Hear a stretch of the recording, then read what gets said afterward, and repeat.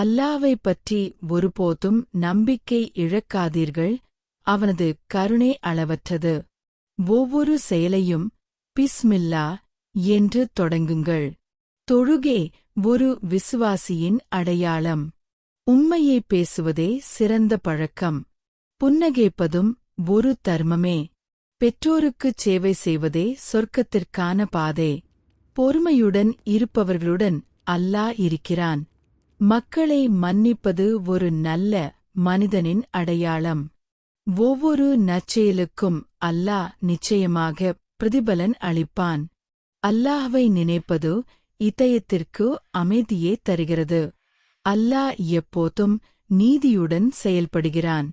மிகச் சிறிய நற்செயல் கூட ஒருபோதும் சிறியதல்ல. ஒவ்வொரு நாளும் பாவமன்னிப்பு கோரும் நாளாகும். மக்களுக்கு கருணை காட்டுபவர்களுக்கு அல்லாஹ் கருணை காட்டுவான். கோபத்தை கட்டுப்படுத்துவதே வீரம்.